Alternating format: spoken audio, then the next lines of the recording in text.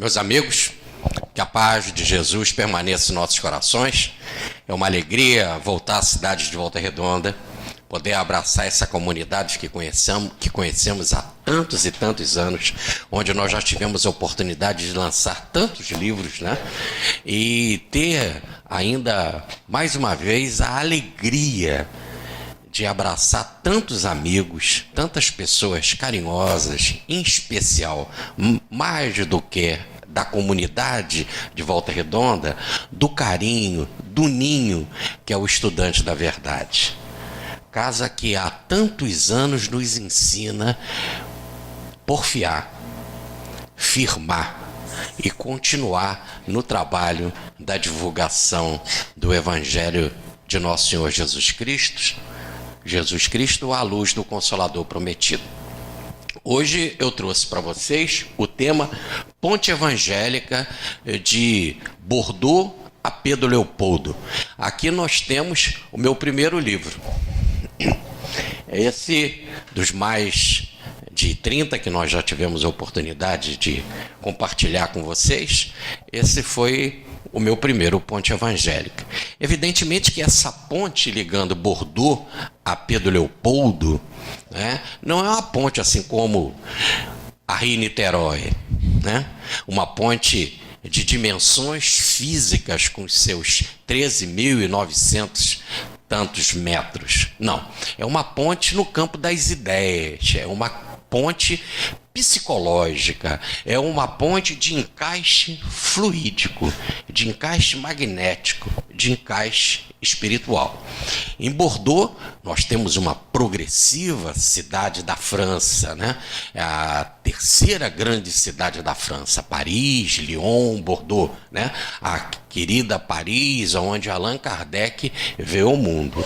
E Bordeaux, a cidade que Rustem escolheu para viver, para trabalhar. Rustem nasceu numa cidadezinha colada a Bordeaux, uma cidade, podemos dizer assim, dormitório, que é a cidade de Bègle. Nessa cidade de Bègle, uma cidade dormitório, porque ela vive na dependência da cidade de Bordeaux. Uma cidade, então, onde ele nasceu, que é uma cidade de trabalho. Quando nós vamos também para Pedro Leopoldo, que é a que simboliza Chico Xavier, nós estamos também em uma cidade dependente, podemos dizer assim, de Belo Horizonte, principalmente naqueles idos de 1927, quando começa o trabalho missionário do nosso Chico Xavier. E Pedro Leopoldo também, além de ser uma cidade dormitório, é uma cidade de trabalho, com as suas indústrias de laticínio, né? Com a fábrica de tecido onde o Chico Xavier trabalhou e sofreu tanto quando era menininho, tendo que trabalhar e se esforçar muito para ajudar a ele mesmo e ajudar no sustento da família, o que causou sérios problemas de saúde ao nosso Chico Xavier, o que também o trabalho intenso, muito intenso de Rustem, de Jean Batista Rustem, vai trazer intensa dor, sofrimento e doenças graves na vida dele. No entanto, essa ponte evangélica de Bordeaux a Pedro Leopoldo, ela não se limita, evidentemente, só, por exemplo, no caso de Rustem, à cidade de Bordeaux. Bordeaux era a cidade principal onde que Rustem trabalhou, onde ele morava. Mas nós temos a cidade de Bègle, onde ele nasceu, nós temos a localidade de Arby, onde ele tinha fazenda e produzia trigo, vinho branco e vinho tinto, era um grande fazendeiro, e onde ele fundou o que nós chamamos da primeira instituição espírita a divulgar por palestra a doutrina de Jesus e o Evangelho Espírita de Verdade. Porque é Rustem que inaugura as chamadas palestras espíritas para o público, de forma gratuita, sem precisar de inscrição. Isso não há nenhum demérito com relação às outras instituições, que antes eram constituídas como sociedades, onde tinham de haver sócios e que só poderiam entrar aqueles que estavam inscritos e devidamente estabelecidos e convidados. Rustem inaugura, então, as palestras espíritas. E eram tantas pessoas lá na sua fazenda, chamada Fazenda do Tribis, na localidade de Arbi, né? Que ele falava para tantas pessoas, inclusive as mais simples do campo, que viviam da agricultura, que viviam da pecuária.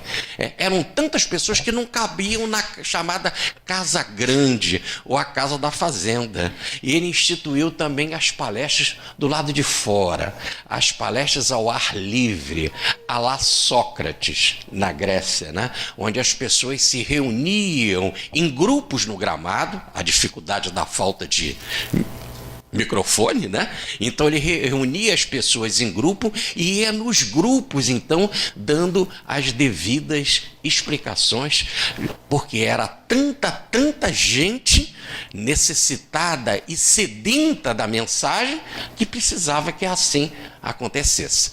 Então eu quero dizer que também a mensagem, o livro de Rustem, saiu e foi publicada na Galeria dos Italiães, que é uma das mais importantes de Paris. Então leia-se Bordeaux, mas leia-se também Begle, leia-se também Arbi, leia-se também Villeneuve de Réon, onde estava o principal discípulo e seguidor e divulgador de Rustem, que é o senhor Jean Guerrin, e também leia-se Paris, aonde a obra saiu e com grande divulgação, inclusive divulgação feita por Allan Kardec. Não podemos esquecer que quem mais divulgou Rustem no mundo, mais do que o próprio Rustem, foi Allan Kardec, porque a obra mais lida é de Allan Kardec. É na obra de Allan Kardec que nós encontramos a citação de Rustem.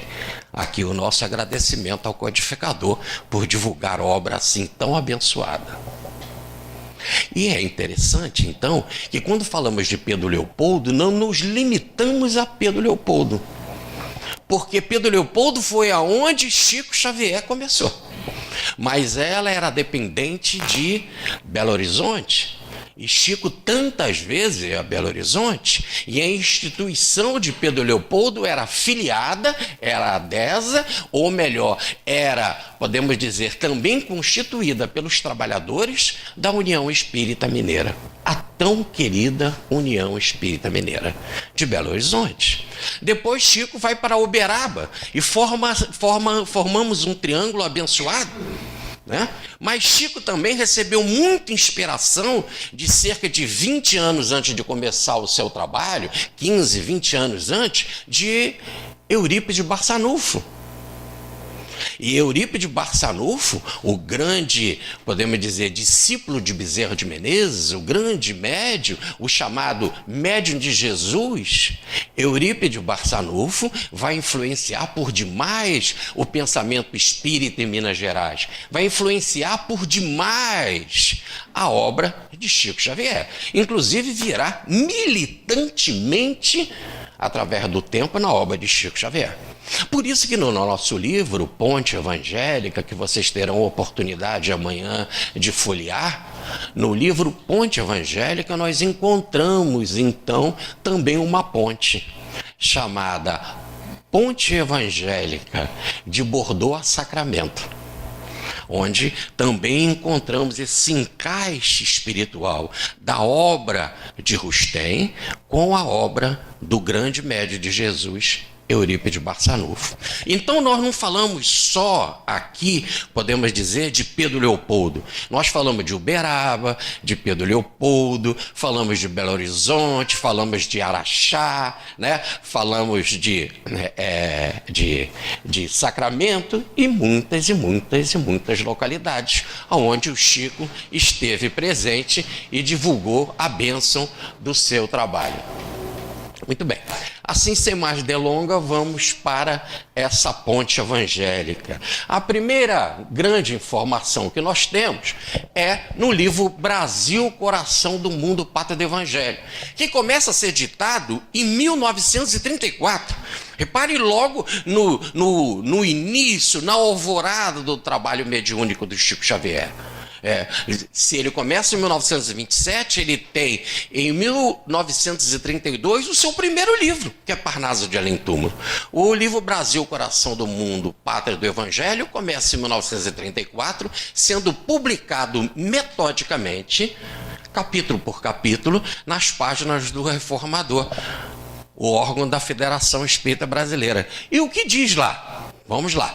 Logo no capítulo 22, que é o capítulo que trata de Bezerra de Menezes, o grande unificador do espiritismo no Brasil. Allan Kardec, segundo o plano do trabalho do mundo invisível, então não é plano estabelecido por Allan Kardec, é vontade do plano espiritual, da qual Allan Kardec estava submetido. Pela vontade do plano espiritual, Allan Kardec contaria com a cooperação de uma pleiade de auxiliares da sua obra, designados particularmente para coadjuvá-lo, para ajudá-lo no trabalho da formação do pensamento espírita. E aí, nas individualidades de Jean Batista Rustem, que organizaria o trabalho da fé, a Rustem caberia o trabalho da fé, a Leon Denis, que efetuaria o desdobramento filosófico, a Gabriel Delany, que apresentaria a estrada científica, e de Camille Flammarion, que abriria a cortina dos mundos, desenhando as maravilhas das paisagens celestes, cooperando assim na codificação kardeciana no Velho Mundo, que é lá, principalmente na Europa, tá certo? E dilatando-a com os necessários complementos. Então, essa organização do alto não é só para coadjuvar Allan Kardec, mas também complementar naquilo que era necessário na codificação. Por quê? Porque Allan Kardec não teria condição de sozinho realizar a obra por inteiro. Era por demais o trabalho. Vou aqui dar 2 exemplos importantes. Primeiro, Allan Kardec, com a bênção e a generosidade de Emile, da senhora Amélie Boudet, foi morar na própria Sociedade Espírita de Paris, na rua Saint-Étienne, número 59. O trabalho exigia tanto, mas exigia tanto que ele foi morar na própria sociedade. Ora, e a esposa aqueceu. É lógico que toda esposa quer ter o seu cantinho, quer arrumar a sua casa do seu jeito, né? Quer se preparar de alguma forma, mas a casa do codificador estava sempre aberta, evidentemente, para os que vinham de fora. Pessoas importantes, reis, nobres, cientistas, que vinham de outras localidades e que hoje, e que naquela época não temos a ligeireza ou agilidade que nós temos nos transportes hoje, e que precisavam voltar e que não tinham tempo para as suas localidades. E Allan Kardec abria sempre as portas para eles, inclusive fazendo uma sala especial com uma mobília especial para recebê-los. Além do mais, Allan Kardec precisou de secretário, e teve vários. Nós contamos na nossa pesquisa 3 secretários que vieram a ajudar Allan Kardec nesse trabalho da codificação. O primeiro, eram tantas cartas recebidas, e hoje nós não temos. Naquela época nós não tínhamos a facilidade das cópias, de imprimir as coisas assim com facilidade. Os chamados copiadores de carta, para que elas pudessem ser guardadas, tinham de ser escritas outra vez, uma cópia partia, a outra ficava guardada, e eram tantas cartas que precisavam serem escritas, que ele realmente não tinha tempo. Precisava de um secretário. E mais que isso, tomava tanto seu tempo que ele desencarnou assim, entregando a Revista Espírita de abril de 1869 para o caixeiro responsável pelo recolhimento do material para a sua publicidade. Desencarna em pleno trabalho, entregando a obra inclinou o corpo e desencarnou. Desencarnou no trabalho. Por isso, a cooperação na área do evangelho, na área da filosofia, na área da ciência, na área das descobertas do plano dos mundos invisíveis. Na filosofia, Leon Denis, o seu maravilhoso Depois da Morte, né? Extraordinário livro. Gabriel Delane, com seu Fenômeno Espírita e a Reencarnação, e tantas outras obras, né? Camille Flammarion, importantíssimo, numa obra fundamental e que abalou a Europa naquela época, que é a pluralidade dos mundos habitados.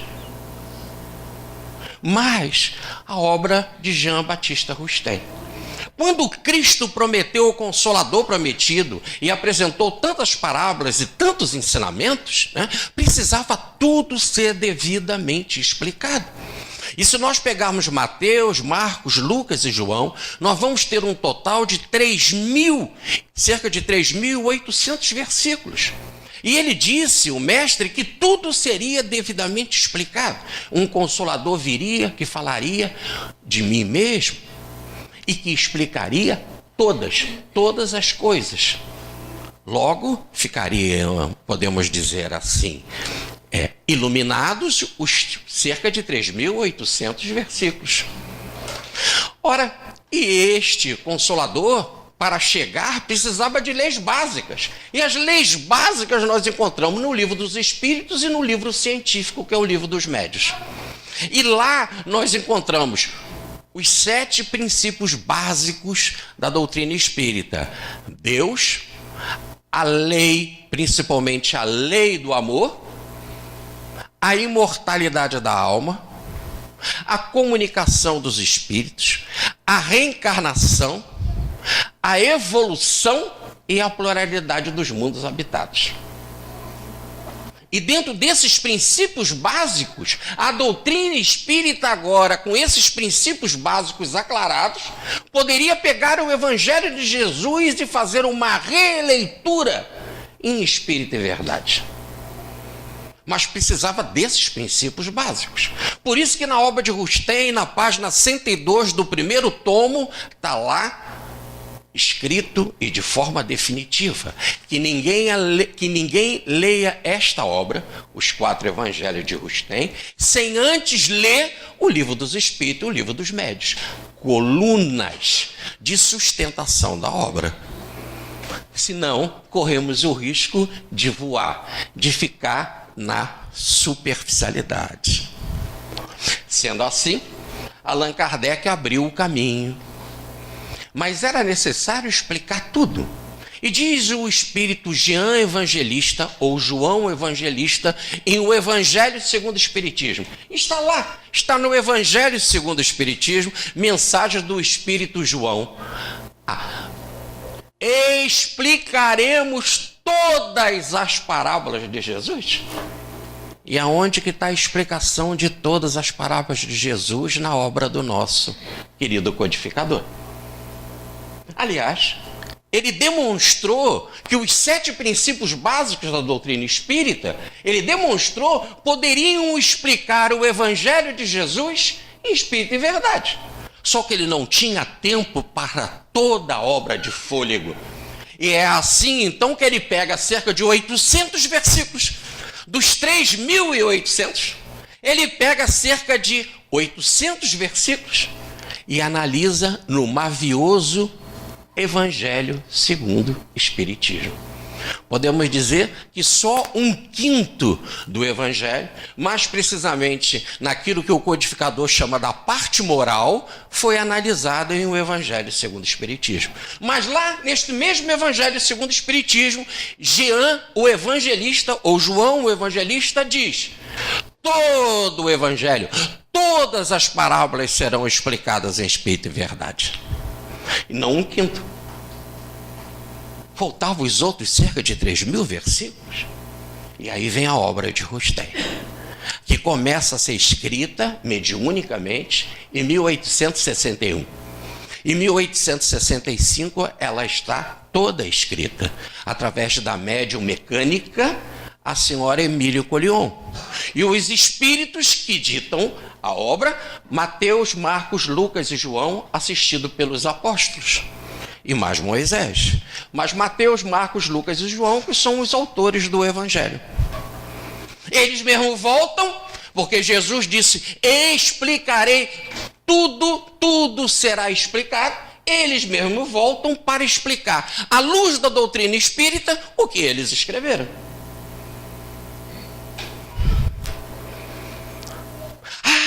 Mas olha, os espíritos que a senhora Emília Collion recebeu, Jean Evangelista, João Evangelista, Mateus, Lucas, Marcos, mas não são esses mesmos espíritos que estão no Evangelho segundo o Espiritismo, por outros médios? Não é um outro médio que recebeu João Evangelista? Não é um outro médio que recebeu São Luís, que recebeu Santo Agostinho, que recebeu Mateus, porque existe comunicação, aliás, de Mateus no Evangelho segundo o Espiritismo, mas mais do que de Mateus, como o espírito era tão elevado, que Mateus foi apenas um transformador, porque quem ditou a mensagem foi Simeão. Simeão, aquele velhinho que ergueu Jesus no templo quando tinha 40 dias. Mas como ele era um espírito tão elevado, o médium não teve a capacidade de captar diretamente o seu conteúdo, e por isso que a mensagem veio assinada Simeão por Mateus. Ou melhor, Simeão por Mateus, através de Mateus, que fez a codificação, ou melhor, a transformação, a codificação, podemos dizer, a decodificação do pensamento, falando melhor, a decodificação do pensamento de Simeão. E agora, então, a partir de 1865, com a obra pronta, Rustem se põe ao trabalho, ele que não escreveu nada. Ele que foi apenas um coordenador, a média a senhora Emília Collion, uma educadora, que escreveu 4 outros livros sobre educação. Aliás, o primeiro livro sobre educação espírita para as crianças, recomendado por Allan Kardec, em 1864, na Revista Espírita, e ele, o codificador, não esquecemos, era educador, era pedagogo, e tinha antes escola para meninos, meninas, sabia muito bem o que dizia. E ele recomendava a primeira obra espírita para que as mães pudessem educar os seus filhos, através da médium Emília Collion, Espírito Etienne. E ela escreveu outras obras, ensinando como fazer colégio, como fazer uma escola, como cuidar dos meninos pobres, principalmente das meninas, atiradas na rua, ao desgosto da noite, do frio, aos perigos e às incertezas da noite. E ela refletia com as mulheres, principalmente as mulheres de condição, você que sabe bordar, você que sabe costurar, você que tem boas leituras, você que sabe línguas, você que sabe bons comportamentos, você que sabe música, que sabe piano, por que não engaja na nossa obra, não se engaja na nossa obra para ajudarmos as crianças desamparadas? Inclusão dos pobres e dos sofredores. Palestra que vocês terão a oportunidade de assistir amanhã sobre a inclusão no Evangelho. E a primeira grande inclusão são daqueles que não têm nada, dos desamparados. Daí a mensagem espírita, no seu conceito mais largo, fora da caridade não há salvação.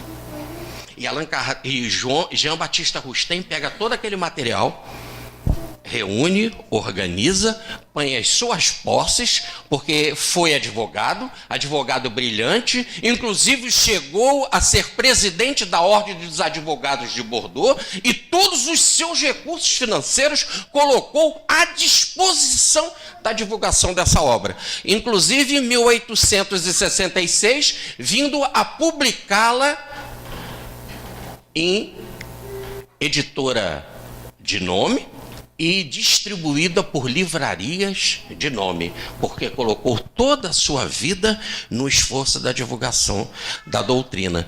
E é interessante, então, que aí o mundo inteiro passou a conhecer a obra de Rustem, porque ele mesmo fazia questão, aonde tivesse um centro espírita, aonde tivesse um jornal espírita, em enviar a sua obra, enviar gratuitamente e dizendo numa cartinha humilde que não era o autor, era apenas o coordenador desse trabalho espiritual. E foi assim que a obra chegou no Brasil, precisamente na Bahia, naquele que fundou o primeiro centro espírita no Brasil, que é o Grupo Familiar de Espiritismo, e o primeiro jornal espírita no Brasil, que é o Ecos de Além Túmulo, Luiz Olímpio Teles de Menezes. E ele manda a obra para Luiz Olímpio Teles de Menezes. Luiz Olímpio Teles publica a carta de Rustem no seu jornal Ecos de Além Túmulo e faz a devida divulgação. A obra toma fôlego e, como a obra de Allan Kardec, a obra de Rustem, passa a ser extremamente divulgada nos 4 pontos, nos 4 cantos da nossa pátria. Principalmente quando chegou no Rio de Janeiro, que era a capital do Império, né? E aí ela tomou fôlego, porque é ali mesmo que ela começa a ser estudada, no primeiro centro espírita fundado na capital do Império, que é o Grupo Espírita Confúcio, aonde o Anjo Ismael se comunica em 1874 e coloca sua bandeira, finca a sua bandeira, que nada mais é do que o hino ou o estatuto da mensagem espírita nas terras do Brasil. A bandeira de Ismael: Deus, Cristo e caridade. E ali, estatutariamente, se estudava Kardec e Rustem. Estamos em boas mãos. Assim, dando prosseguimento e entendendo então como a obra surgiu, obra então publicada em 1866 e divulgada imediatamente na Doutrina Espírita e na Revista Espírita, em que Allan Kardec diz que ela seria muito bem aproveitada pelos espíritas sérios. Espírita sério é aquele que lê e estuda o Livro dos Espíritos e o Livro dos Médiuns, como nos recomenda Rustem, em especial. Então, a obra surge e tem o seguinte propósito. A primeira coisa é que sempre existem os chamados aborrecidos da luz. Os aborrecidos da luz são aqueles que não querem marchar com o progresso e querem intervir na vontade do alto. E é muito interessante que o Chico, então, manda esta carta para o presidente da Federação Espírita Brasileira, e o Vantuil de Freitas, aquele que divulgava, através da Federação, o livro Brasil, o Coração do Mundo, Pátria do Evangelho. E disseram loucuras, disseram que foi a FEB que inventou, que o Rustem estava ali citado. A FEB que colocou. Depois disseram que não, foi a FEB que obrigou o Chico a colocar, como se a obra fosse do Chico, se o Chico fosse intervir na vontade do Espírito, o Espírito Humberto de Campos. Aliás, obra prefaciada por Emmanuel, e a única de Humberto de Campos prefaciada por Emmanuel, que diz que ele recolheu aquele material, nada mais, nada menos, nos cimentos ou na consolidação do pensamento histórico, nas tradições do plano espiritual. É assim que está no prefácio. Mas disseram também que o Chico que colocou. Ele mesmo colocou porque ele queria agradar a Federação e que queria ver a sua obra publicada. Um autor de 400 e tantos livros, um missionário, brincando com coisas assim tão básicas. E logo na sustentação da sua obra, e logo falando diretamente do codificador, no trabalho que o codificador deveria imprimir na formação da doutrina. Eu sei que o texto fica difícil de ser lido, então eu destaquei o pedaço mais importante, que nos interessa para o momento, e que diz assim: Olha o Chico falando para o presidente da federação: não te incomodes com a declaração à vida de que o termo alusivo a Rustem em Brasil, coração do mundo, foi colocado pela federação. Quando descobrirem que a casa de Ismael seria incapaz disso, dirão que foi eu. O adversário sempre tem um bom trabalho a fazer, de estimular tudo. E foi muito bom ter criado essa polêmica, porque todo mundo quis saber, então que obra é essa? Que obra é essa? E ela vai assim, sempre sendo divulgada. Mais uma vez, queremos agradecer muito esses que falam e não sabem o que falam, né? Como aqui nós vemos no texto, de forma tão brilhante, dito aí pelo Chico. Quando descobrirem que a casa de Ismael seria incapaz disso, dirão que foi eu. De qualquer modo, eles falarão.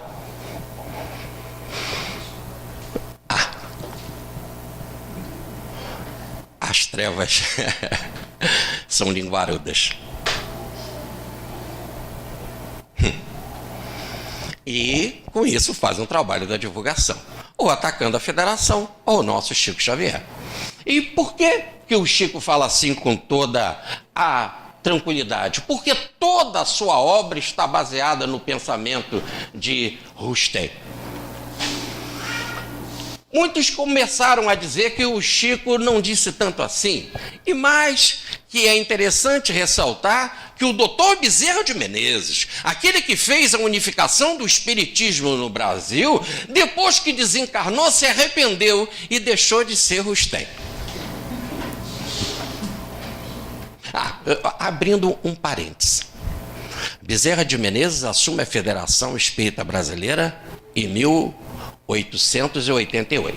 No dia 24 de maio, estabelece o estudo metódico de O Livro dos Espíritos. Depois, deixa a presidência e quem assume é o médico Dr. Dias da Cruz. Em 1895, o barco estava à deriva, a federação estava desgovernada e Bezerra de Menezes foi chamado mais uma vez para dirigir a federação. E ele diz: só assumo se os espíritas tiverem compromisso com o evangelho. E aí disseram os mais animados: nós todos vamos contigo. O seu mentor, Santo Agostinho, se manifestou e disse: iremos contigo, Bezerra. Ele disse: mas peço vênia, peço licença, quero carta branca. E ele, com autoridade de apóstolo do Cristo que volta, ele, o Zaqueu que recebeu Jesus em casa e que depois de batizado recebe o nome de Matias, que entra no lugar de Judas Iscariotes, ele, com a autoridade de apóstolo, assume a federação em 1895 até desencarnar em 1900 e coloca no Estatuto da Federação o estudo metódico da obra de Rustem. E mais do que colocar o estudo metódico da obra de Rustem, mais que isso, a partir de 1897, 3 anos antes de desencarnar, começa a publicar no Reformador a tradução da obra de Rustem. Até saiu o primeiro volume, depois da desencarnação dele, em 1909. 9 anos depois da sua desencarnação. Sempre foi publicada a obra no Reformador. E tem mais. Tradução feita pelo Marechal Raimundo Everton Quadros, o primeiro presidente da federação. Na qual o doutor Bezerra de Menezes era vice-presidente. E que quando teve, por causa de problemas com a Guerra do Paraguai, de fazer exercícios e defesas da nossa terra no Mato Grosso, aí sim, e por causa disso, o doutor Bezerra assumiu a presidência pela primeira vez da Federação Espírita Brasileira. Então, ele estava publicando uma obra traduzida pelo primeiro presidente da federação, no qual ele mesmo era vice-presidente. E que, como diz na abertura da tradução, esta obra só foi traduzida por solicitação e não por iniciativa só própria do Marechal Raimundo Everton Quadros, mas por autorização, ou melhor, por solicitação da Federação Espírita Brasileira. Mas o doutor Bezerra faz esse trabalho e desencarna. Mas ele notou, em 1891, quando ele frequentava o Grupo Ismael que já existia desde 1880 e que ele levou para dentro da federação quando lá era presidente. O Grupo Ismael, que era a reunião mediúnica que o doutor Bezerra frequentava, e na qual ele era o doutrinador e falava de assuntos científicos, que Antônio Luiz Saião era o diretor e Bittencourt Sampaio era quem explicava sobre os evangelhos. Bezerra de Menezes, ali, no Grupo Ismael, começou a notar que um mundo de espíritos estavam se comunicando ligados a um incêndio de uma casa dos benefícios no passado. E ele notou que era um tema diferente, era um tema exclusivo e específico. Então ele funda uma reunião à parte, dentro da federação, só para tratar desses incendiários do passado. E aí ele funda, no dia 18 de fevereiro de 1891, o Grupo Espírita Regeneração. Casa dos Benefícios, que era aquela Casa dos Benefícios que foi incendiada no passado. E que agora aqueles espíritos sofredores vinham ali para receber o pão do Evangelho. Ele funda essa casa dentro da federação. E essa casa vai ficar abrigada na federação até 1948, 48 anos depois da desencarnação do Dr. Bezerra. Mas aí ela precisava caminhar agora com as suas próprias pernas. E o atual presidente da época, o médico Dr. Alcides Ribeiro de Castro, o Dr. Alcides vai realizar, então, a tarefa de cuidar da casa fora da federação. Mas, para isso, precisava de um estatuto. Lembram? Nós estávamos num governo novo, num governo pós-guerra, e tudo precisava ser muito bem documentado. Mas ele pensou assim, com que autoridade eu, que dirijo essa casa, posso fazer um estatuto para essa casa sem perguntar ao doutor Bezerra de Menezes? Mas o doutor Bezerra de Menezes já tinha desencarnado aí, no caso, 52 anos depois. 52 anos antes. Então, o que ele faz? Ele vai ao Chico Xavier e pergunta ao Chico o que fazer. E o Chico diz, o doutor Bezerra está aqui do lado, e diz que ele mesmo vai ditar o estatuto para a casa que ele fundou. O senhor volta ao seu consultório e lá escreva o seu estatuto. E que ele vai esperar um estatuto. Assim aconteceu, com idas e vindas, e ele escreve o estatuto. E ele traz até o nosso Chico Xavier numa caravana de amigos do Regeneração. E lá, no final, na última página, com as linhas em brancos para a assinatura. Principalmente a assinatura do primeiro nome, que era o dele, que era o presidente da instituição. Era assim que ele esperava. Mas ele, antes de assinar, de fazer a primeira assinatura, ele queria perguntar ao Chico Xavier o que o doutor Bezerra via com relação àquele estatuto esperado. E nesse estatuto esperado diz que a obra deveria ser estudada. E lá está na primeira página, estudando o Evangelho de Jesus, a obra Os Quatro Evangelhos de Rustem, a obra de Allan Kardec e outras complementares. E assim vinham outras 16 páginas, falando da parte interna da administração da casa. Mas na primeira página, a informação do estudo de Kardec e Rustem. Ele então entrega para o Chico. E o Chico, sem ler o estatuto, vai na última página e assina. Ele não leu? E ele assina, e ele não devia de assinar? Ele não era da diretoria da casa? E ele assina, e assina logo na primeira vez a assinatura aonde que ele, o presidente, Dr. Alcides, iria assinar.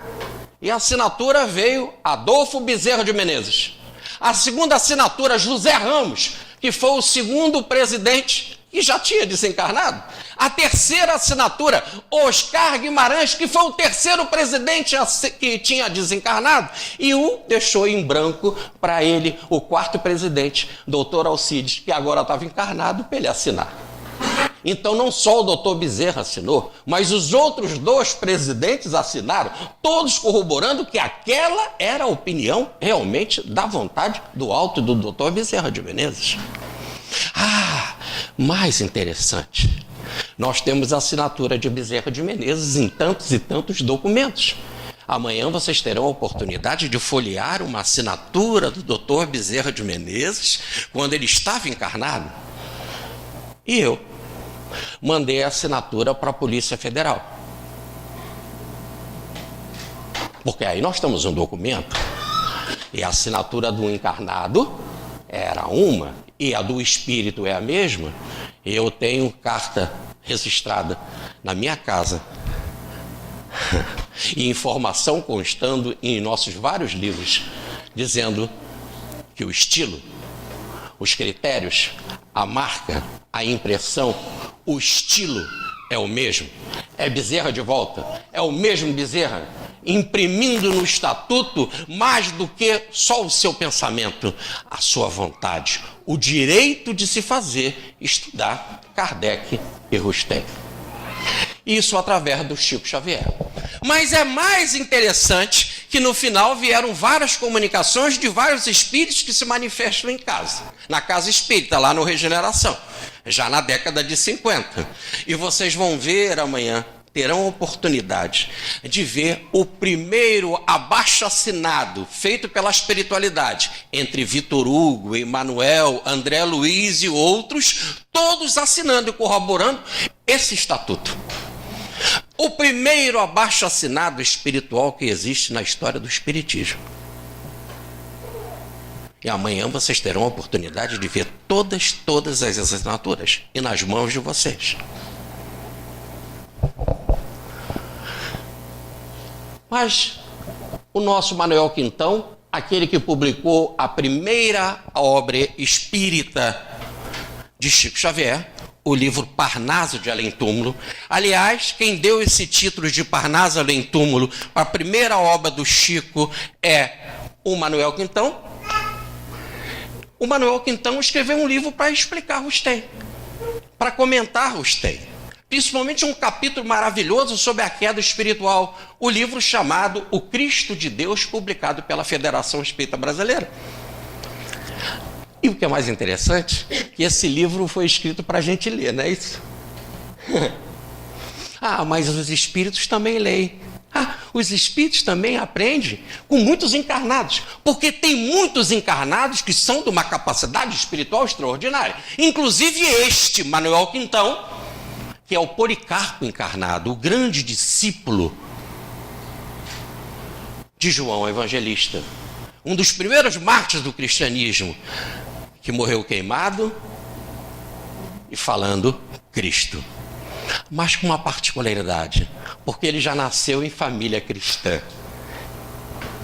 E não era só uma coisa de arrobo, de emoção. Era algo que estava estruturado há décadas na sua alma. E Manuel Quintão de volta, policarpiando, como ele fala, repetindo Policarpo, em revelação dada por Chico Xavier, que ele é Policarpo, ele escreve o Cristo de Deus. E os amigos da espiritualidade leem, e poetas leram, e se emocionaram, e aprenderam, e voltaram através do lápis do Chico Xavier, referendando a obra, inclusive fazendo uma poesia em homenagem à obra, em homenagem ao que aprenderam. Leia-se o poema de Antero do Quental, e o nome O Cristo de Deus, o mesmo nome do livro, e ele ainda bota esta particularidade, lendo Manuel Quintão.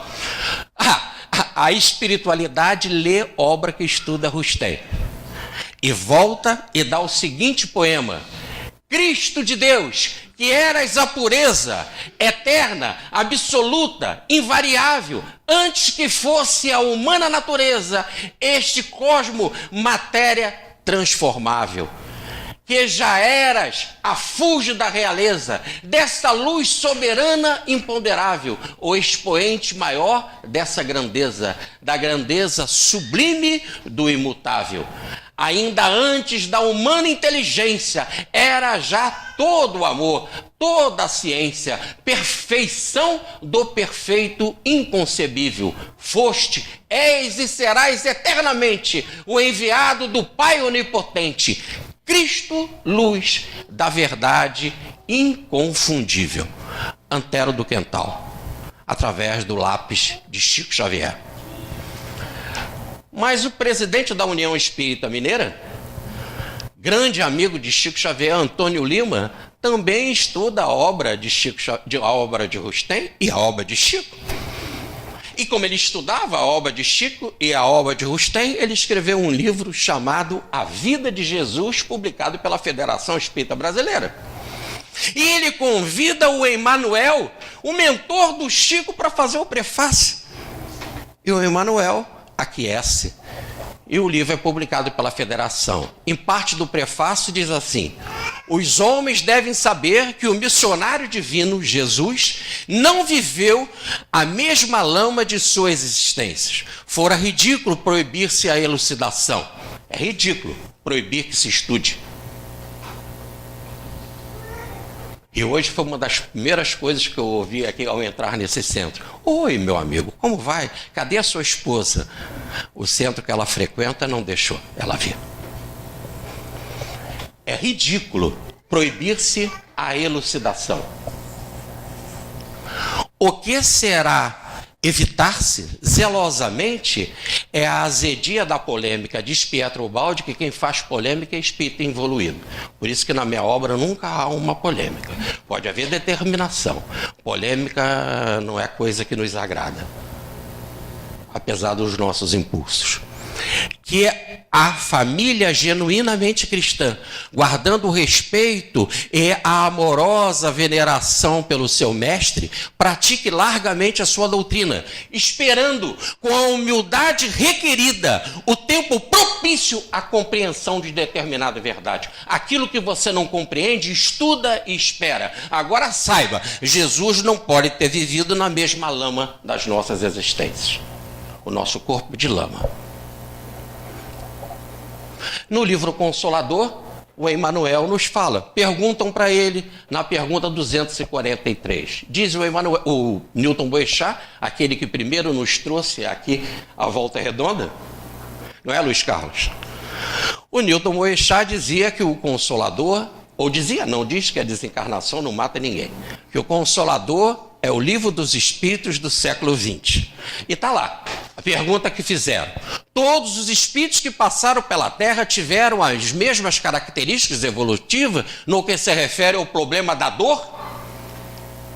Todas as entidades espirituais encarnadas no orbe terrestre são espíritos que resgatam ou aprendem nas experiências humanas após as suas quedas no passado, com exceção de Jesus Cristo, fundamento de toda a verdade neste mundo, cuja evolução se verificou em linha reta, como ensina a obra de Rustem, sem quedas no passado. Todos nós caímos, à exceção de Jesus, que processou a sua evolução em linha reta. Não viveu na mesma lama das nossas inquietações. O livro Mecanismo da Mediunidade, de André Luiz. Fiz questão de citar esse livro, porque esse é um livro considerado pela comunidade espírita, e o é de verdade, um livro de caráter eminentemente científico. Evolução em Dois Mundos e Mecanismo da Mediunidade são duas obras científicas da série de André Luiz, de 14 volumes. E no Mecanismo da Mediunidade, nós encontramos André Luiz dizendo: Maria, a jovem simples de Nazaré, que acolheria o embaixador celeste nos braços maternais. Não fala que ela foi mãe nesse sentido, mas que ela acolheu Jesus nos braços maternais. E no capítulo interessantíssimo, que é o capítulo 26, chamado Jesus e a Mediunidade, Em outras palavras, como a mediunidade tem que se inspirar em Jesus. E, evidentemente, nos trabalhadores ligados a Jesus, como Maria. Mas ele ainda vai além e diz assim: e José da Galileia, o varão que o tomaria sob a paternal tutela. Olha, ele apenas foi o pai tutelar de Jesus. Ele era justo. Maria acolheu Jesus nos braços e José era apenas, não menos grande, mas essa era a sua função, pai tutelar de Jesus. No livro A Caminho da Luz, Emmanuel nos apresenta algo interessantíssimo. Ora, o livro A Caminho da Luz mostra a história do planeta Terra desde os seus primórdios. E a direção feita pelo governador do planeta Terra, que é Jesus. E aí, quando ele vai falar da vida de Jesus aqui na Terra, ele que é o coordenador, que coordenou todas as atividades do nosso planeta, quando ele veio à Terra, ele precisou ir para uma escola, precisou aprender de alguém precisou ensinar alguma coisa para ele. E se ele teve capacidade de saber alguma coisa e ter capacidade para explicar alguma coisa, será que foi só depois dos 12 anos, quando ele falou com os doutores no templo? Ou será que só depois dos 30, quando ele pregou em praça pública? Porque, aliás, como diz o livro dos Números de Moisés, ele teve de pregar depois dos 30, porque um homem, e só poderia ser um homem, não uma mulher, por isso que ele veio num corpo, na forma masculina, porque mulher não falava em praça pública, e sendo homem só poderia ser, como diz o livro dos Números, depois dos 30 anos. Por isso que ele começa a pregar depois dos 30. Mas será então que só depois dos 12 ele tinha capacidade para ensinar alguma coisa? Ou então só depois dos 30? Reparem o que fala o nosso Emmanuel. O mestre, porém, não obstante a elevada cultura da escola essênias, das escolas essênias, não necessitou de sua contribuição. Desde os seus primeiros dias na Terra, mostrou-se tal qual era, com a superioridade que o planeta lhe conheceu desde os tempos longínquos do princípio. Aqui não foi desde os 12 anos, mas desde os primeiros dias na Terra. Nunca ficou obnubilado, nunca ficou limitado. Desde os primeiros dias era aquela mesma capacidade que o planeta conheceu desde os tempos longínquos da formação da Terra, do comando e direção do planeta. Não perdeu a sua consciência nunca, absolutamente nunca. E diz Emmanuel no livro Pensamento e Vida que não é assim com nenhum outro espírito, que inclusive espíritos superiores, da grandeza de João Batista ou Maria de Nazaré, que mesmo quando reencarnam guardam certa liberdade antes do nascimento, depois, até o momento da concepção ainda guardam determinada liberdade, mas depois do nascimento ficam obnubilados, ficam esquecidos. E vocês vão ver no livro que amanhã vocês terão a oportunidade de folhear, que é o Ponte Evangélica, no item interessante que é Ponte Evangélica de Bordeaux a Sacramento, vocês vão ver o nosso querido Eurípides Barçanufo recebendo o anjo Gabriel. Então não só se recebe Mateus, Marcos, Lucas. Também Eurípides recebeu o anjo Gabriel. Aí o anjo Gabriel dizendo que ele teve de fazer uma saudação a Maria para lembrar a Maria quem ele era, porque ela o conhecia no plano espiritual e estava esquecida, inclusive esquecida da missão que teria. Por isso que ela se surpreende tanto, e ele diz: sou eu, é o Gabriel. Segundo o planejamento que fizeste antes de vir à Terra, para a empresa crística. Vocês terão a oportunidade de folhear amanhã no livro Ponte Evangélica. Agora Humberto de Campos, no livro Pontos e Contos, de forma interessantíssima, ele diz: Jesus se assemelhava realmente a um príncipe materializado de súbito na terra. Não era rei, rei é o pai. Era o príncipe, o filho do pai, o Filho do Homem, aqui entre nós, materializado de súbito, a hora que ele quisesse, como aconteceu de forma interessantíssima em Nazaré, que quando ele na sinagoga de Nazaré vai pregar e fala que o evangelho veio para os pobres, veio para os coxos, veio para os desesperados, e que aquela profecia de Isaías se completou naquele dia, pegaram ele para jogá-lo precipício abaixo. E ele, como um príncipe materializado, de súbito desapareceu da mão deles, passou no meio deles e seguiu o seu caminho. Ainda não era chegada a minha hora, como diz João no capítulo 7. Eu tenho a minha hora. A hora de vocês é qualquer hora, mas eu tenho a minha hora.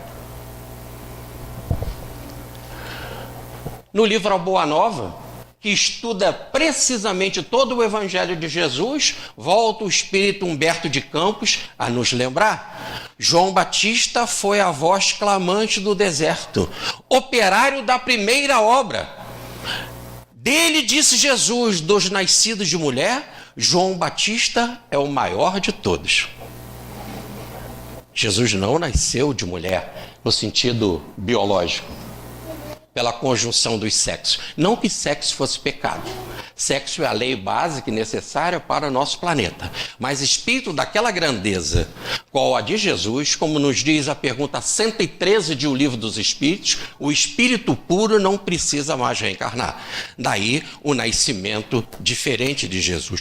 Não sobrenatural, mas diferente da ciência que conhecemos no nosso planeta. Mas plausível, coerente com as ciências cósmicas da grandeza de Jesus.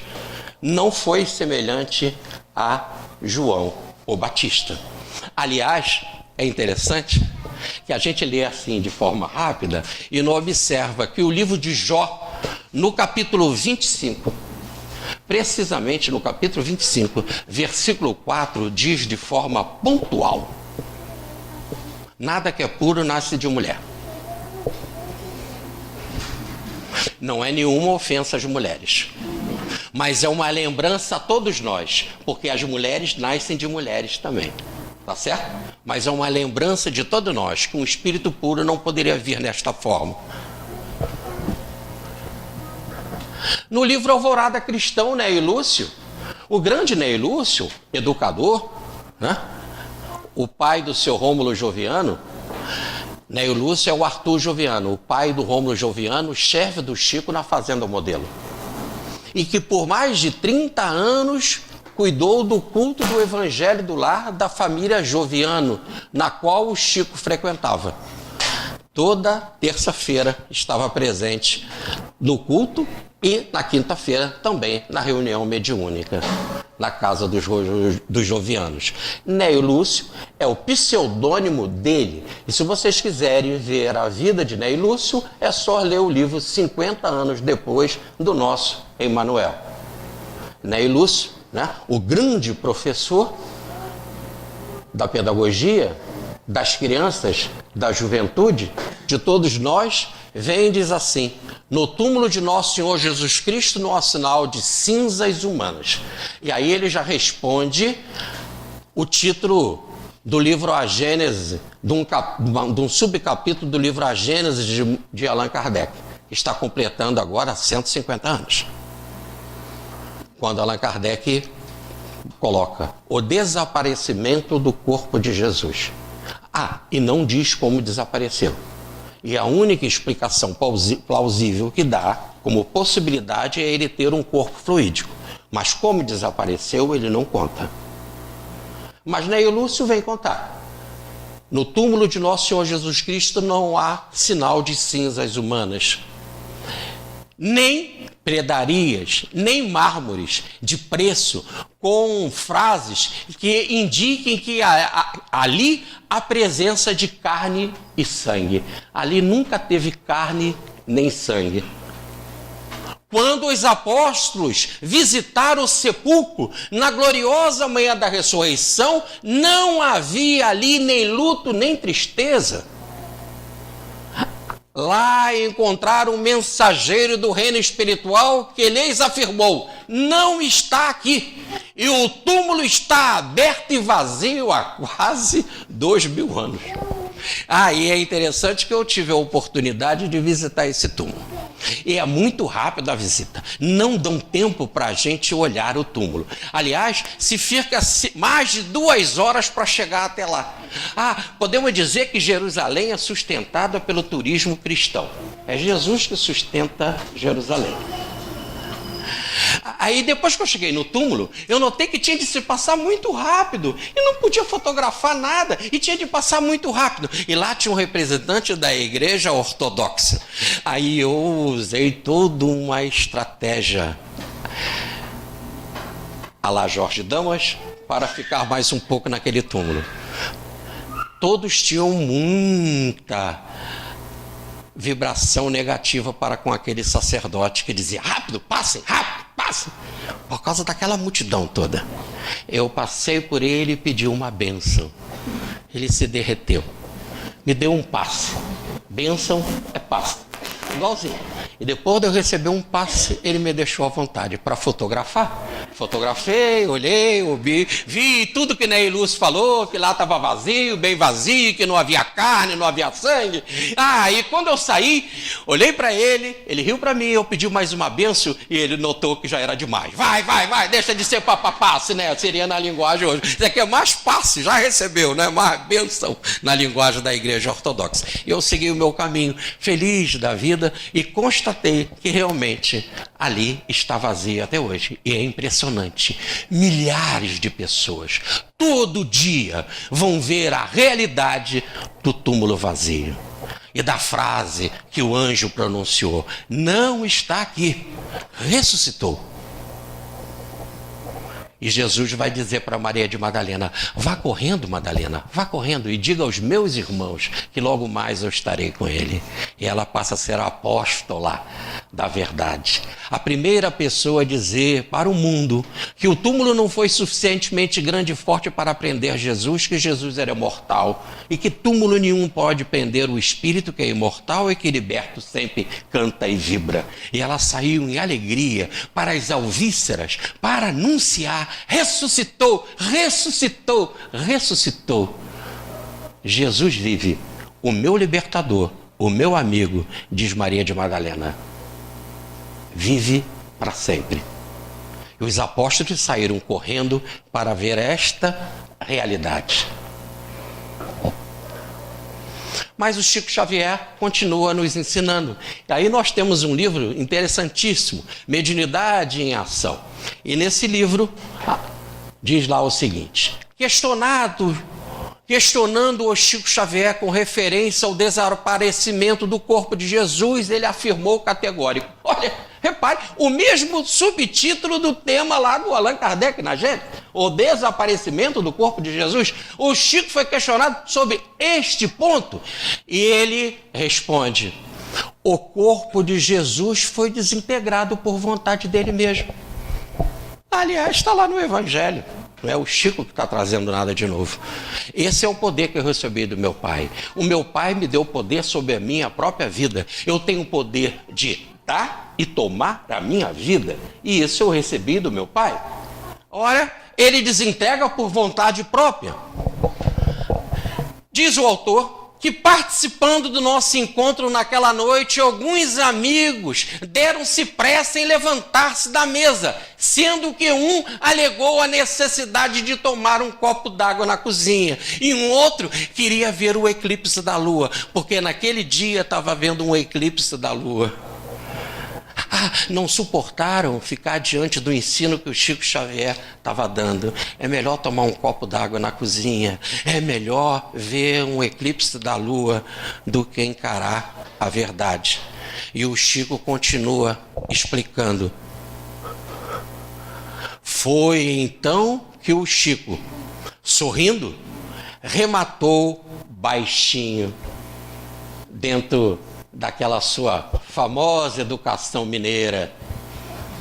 Há pessoas cuja cabeça não suporta ouvir esses assuntos.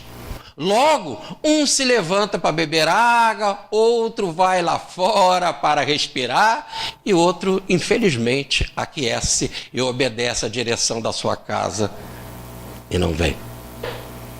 Não sabemos quem é pior. o pastor ou a ovelha?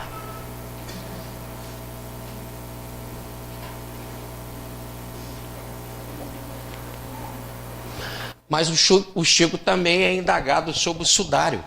E nós encontramos no livro Coração do Brasil, da Maria Gertrudes, a conversa que ele teve com o Chico. Aliás, o Chico tinha uma foto do Santo Sudário na casa dele. E ele tinha um carinho muito grande pelo Santo Sudário. Aquele Santo Sudário que Pedro viu dobrado quando entra pela primeira vez no túmulo vazio de Jesus. Aliás, quem chega primeiro é João Evangelista, porque era mais novo e correu mais. Mas chegou diante do túmulo e do mistério, parou. Pedro, o grande amigo, entrou e viu ali o sudário dobrado. E o Chico fala: a irradiação no sudário é a irradiação de uma substância desconhecida na Terra. Aí continua indagando a autora. E o Chico responde: essa irradiação desconhecida na Terra chamuscou o manto de Jesus, o sudário. Ou melhor, marcou o sudário. E ela: como se deu isso? Que substância é essa? Primeiro ele responde: matéria totalmente desconhecida para nós aqui na Terra. Não pode ser estabelecida entre os 92 elementos da nossa escala estequogenética, da nossa escala química, ou daquela que foi bem estruturada por Mendeleev. Mas, num segundo item, ele informa: nada se assemelha a ela em nosso planeta. Nada. É diferente. Jesus veio para cá com a ciência e o conhecimento daquilo que nós não conhecemos. Não adianta querer se falar como falam por aí. É diferente da nossa lei. A nossa biologia não fala assim. O Chico diz: é isso mesmo. A matéria é diferente. A ciência é diferente. É algo que o nosso planeta não conhece. Ponto. Pode beber água. Pode ver o eclipse. Mas estuda os fatos, porque eles estão aí. E se você não encarar, vai ficar, infelizmente, tapando o sol com a peneira. Esse é o 14º Congresso de Rustem. O 15º será em Uberaba. O 16º em Uberlândia. O 16º em Franca. O 18º em Goiânia. Lá no Ibis de Goiânia. E daí? Continuamos a falar daquilo que nos alimenta, daquilo que nos sustenta, daquilo que admiramos. E aí o nosso doutor Bezerra de Menezes vem através do Chico. O Chico já estava velhinho, em 98. Faltava pouco tempo para desencarnar, estava muito dodói, mas eu botei a letrinha dele ali e a assinatura do doutor Bezerra. E o Chico vê Maria, mas também vê Jesus. E Maria pede para Jesus, para o Chico fazer uma saudação a Jesus. E Jesus fala para o Chico fazer uma saudação a Maria. E o Chico, com todo respeito, ficou numa saia justa. Ou numas calças de mineiro, para falar melhor, né? E aí, obedecer Maria ou obedecer Jesus? Pediu socorro ao apóstolo. Ei, Bezerra, você que é o apóstolo dele, me ajuda. E ele falou assim: obedeça como está lá no Evangelho. E Maria deixou bem claro no Evangelho: fazei tudo quanto ele vos disser. E se ele disse para você saudar Maria, então é melhor cumprir, porque é a vontade de Maria. E Jesus obedeceu. Ele então fez a saudação de Maria, mas não aguentou. Não tinha forças espirituais para fazer a saudação à Nossa Senhora da Abadia, que é a padroeira de Uberaba. Ele não tinha forças. E aí, junto com o doutor Bezerra, e tomado pelo doutor Bezerra, ele nos faz a belíssima saudação a Maria, com qual eu queria aqui comungar com vocês para aproximarmos para a conclusão da nossa palestra.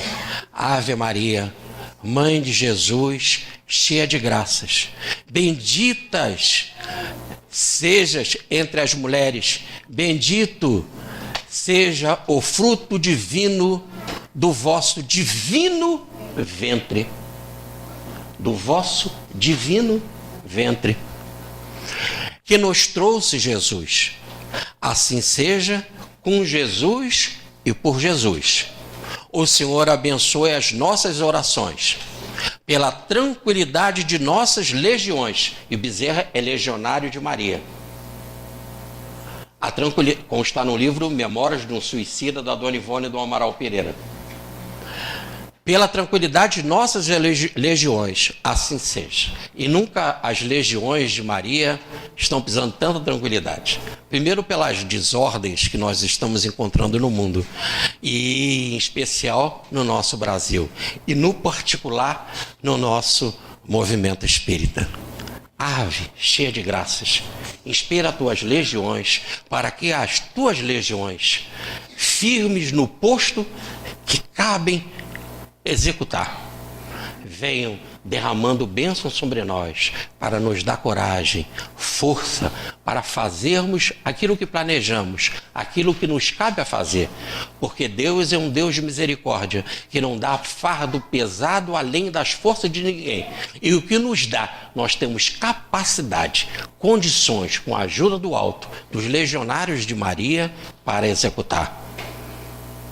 Entre as santas, mais santas foste ungida, Senhora da divina providência, cristal de rutilante transparência, que alumia e apacenta as nossas vidas. Nos jardins do Senhor foste escolhida e apontada como anjo de clemência para sofrer à cruz a incoerência da humanidade em luta enraivecida. Virgem Maria, excelsa companheira, ai de nós, dadivosa mensageira, se não foras conosco no caminho. Ai de nós, se o teu hálito bendito não soprasse as correntes do infinito, se o teu manto não fosse o nosso ninho. Eu desejo a vocês muita paz, um 14º Congresso abençoado, e que os legionários de Maria se derramem de bênçãos para a nossa progressiva cidade do aço, Volta Redonda, e em especial a luz que ilumina essa cidade, o Centro Espírita Estudante da Verdade. Muita paz.